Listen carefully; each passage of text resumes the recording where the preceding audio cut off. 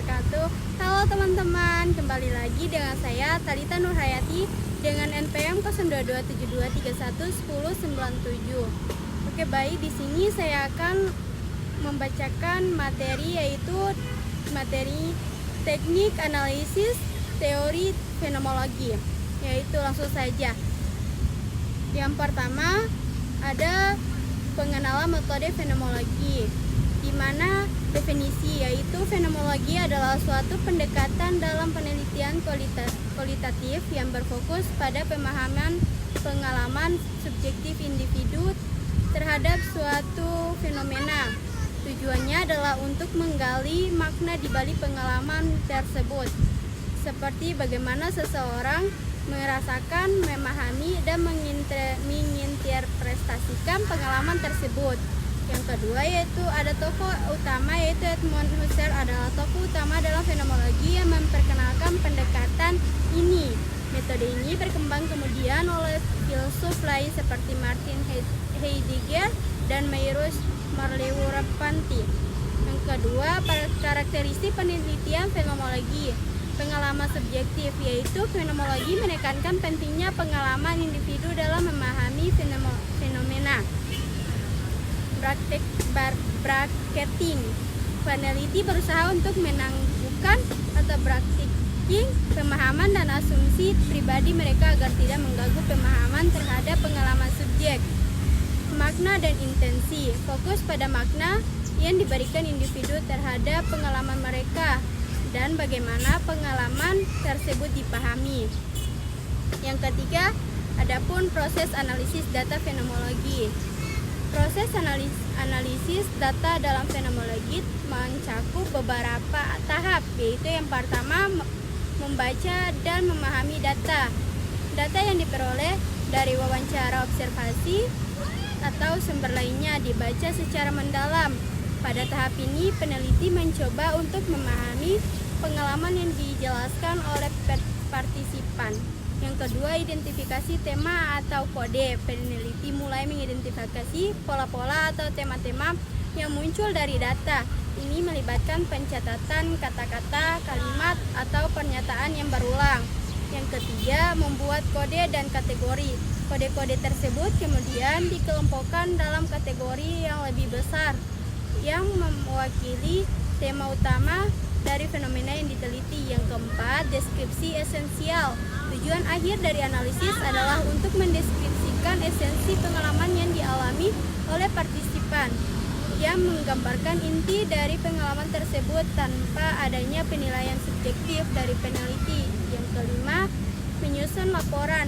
Data yang telah dianalisis disusun dalam bentuk narasi yang mengungkapkan bagaimana individu mengalami dan memberi makna pada fenomena tersebut. Yang keempat yaitu contoh analisis data fenomenologi. Misalnya, dalam penelitian fenomenologi tentang pengalaman mahasiswa yang baru pertama kali mengikuti kuliah online. Adapun peneliti melakukan wawancara mendalam dengan mahasiswa untuk menggali perasaan, tantangan, dan pengalaman mereka selama kuliah online. Setelah wawancara, peneliti mengidentifikasi tema seperti keterbatasan interaksi sosial, ketidakpastian teknologi, dan perasaan terisolasi. Peneliti kemudian menyusun temuan-temuan ini dalam bentuk deskripsi yang menggambarkan bagaimana mahasiswa memberi makna pada pengalaman mereka dengan kuliah online. Yang kelima, keunggulan dan tantangan metode fenomenologi. Keunggulan, di mana memberikan pemahaman mendalam tentang fenomenologi, tentang pengalaman subjektif. Fokus pada pengalaman manusia yang belum dipaham dengan baik oleh teori atau metode lain. Adapun tantangan yaitu proses analisis yang membutuhkan waktu dan perhatian yang sangat detail, kesulitan dalam bracketing atau menggunakan pandangan pribadi peneliti, keterbatasan yaitu generalisasi hasil penelitian untuk populasi yang lebih luas karena fokus pada pengalaman individu. Berikut adalah penjelasan lebih detail tentang teknik analisis data dengan metode fenomenologi yang mencakup definisi, tahapan analisis, dan contoh yang dapat disampaikan. Yaitu yang pertama,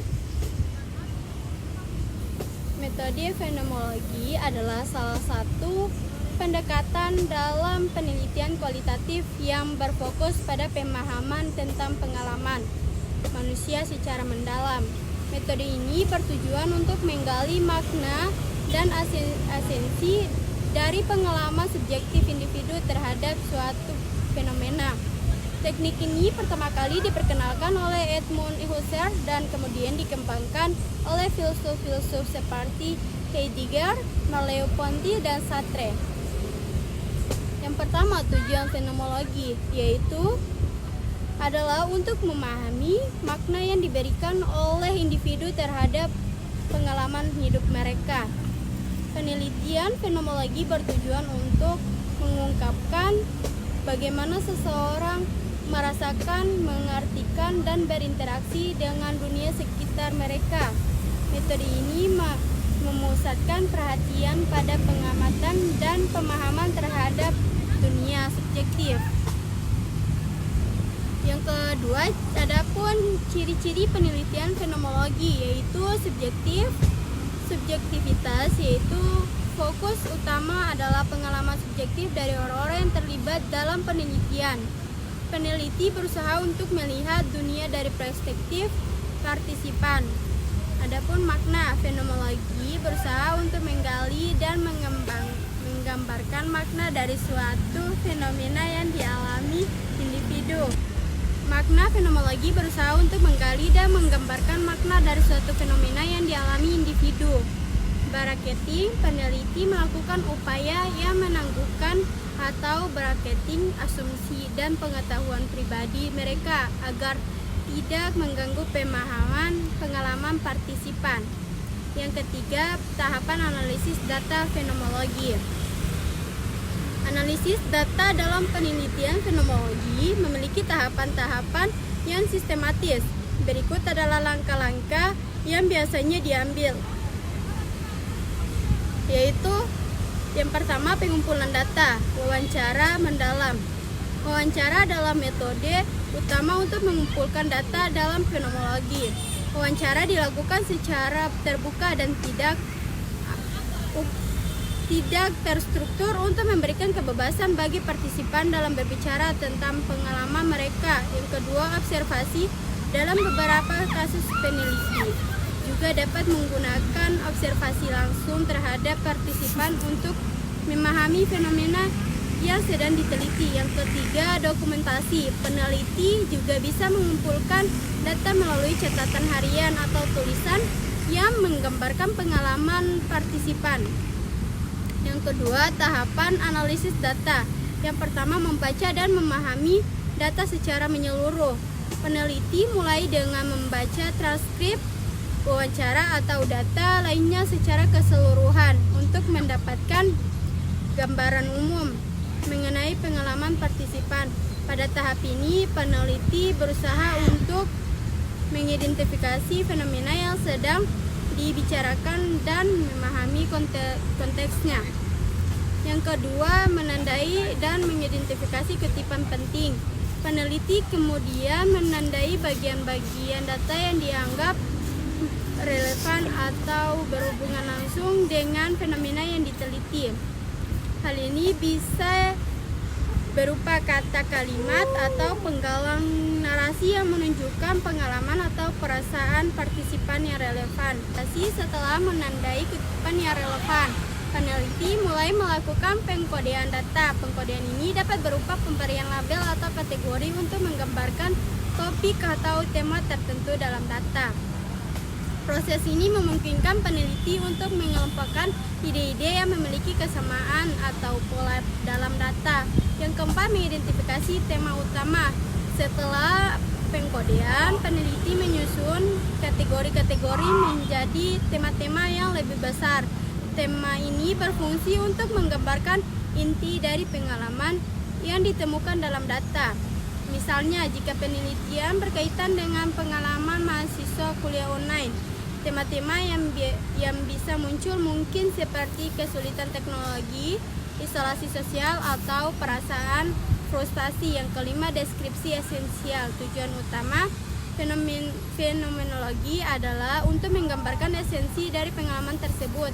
Peneliti mencoba untuk menggambarkan fenomena yang dialami oleh partisipan dengan cara yang paling otentik dan bebas dari interpretasi pribadi peneliti. Deskripsi ini berfokus pada makna yang diberikan individu terhadap pengalaman mereka, tanpa mengabaikan elemen-elemen yang penting dalam pengalaman tersebut. Yang keenam, penggabungan dan penyajian data. Langkah akhir dalam analisis data fenomenologi adalah menggabungkan temuan-temuan yang sudah dikategorikan dan menyusunnya dalam laporan penelitian yang naratif. Penyajian data harus mencakup deskripsi yang kaya dan mendalam dengan memberikan perhatian khusus pada bagaimana individu memberikan makna terhadap pengalaman mereka. Adapun yang keempat, teknik bracketing dalam fenomenologi. Bracketing adalah proses penting dalam fenomenologi yang digunakan untuk memisahkan pandangan dan asumsi pribadi peneliti agar tidak mempengaruhi interpretasi terhadap data. Peneliti harus berusaha untuk menjaga jarak dari pengetahuan atau kepercayaan pribadi mereka sehingga mereka dapat melihat pengalaman partisipan secara murni. Bracketing dilakukan dengan mencatat asumsi dan prasangka pribadi sebelum memulai analisis dan berusaha untuk menangguhkan mereka sepanjang penelitian. Yang kelima, keunggulan metode fenomenologi. Mendalam dan terperinci. Fenomenologi memungkinkan peneliti untuk mendapatkan pemahaman yang sangat mendalam tentang pengalaman dan perspektif individu. Memberikan perspektif baru, metode ini dapat membuka pemahaman baru tentang fenomena yang mungkin belum banyak diperhatikan atau dipahami dengan baik. Subjektif diakui, keberadaan pengalaman subjektif dan emosi dihargai dalam pendekatan ini. Yang keenam, tantangan dalam fenomenologi. Waktu dan sumber daya pengumpulan data dari analisis dalam fenomenologi membutuhkan banyak waktu dan penelitian, terutama karena peneliti harus benar-benar mengalami pengalaman partisipan. Generalizability karena fokus pada pengalaman individu. Hasil penelitian fenomenologi tidak dapat digeneralisasi ke populasi yang lebih luas dengan cara yang sama seperti penelitian kuantitatif.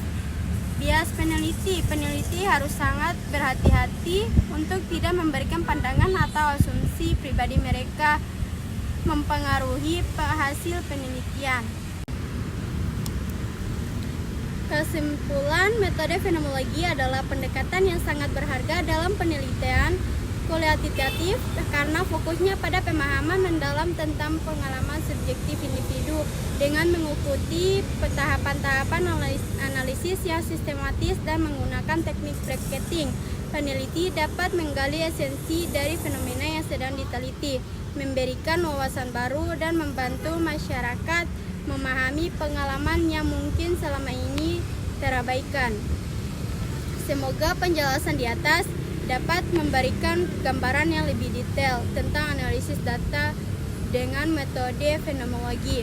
Baik, itu saja yang dapat saya sampaikan. Lebih dan kurangnya saya mohon maaf. Wabillahi taufiq wal hidayah. Wassalamualaikum warahmatullahi wabarakatuh. Jangan lupa like, komen, dan subscribe teman-teman. Dadah.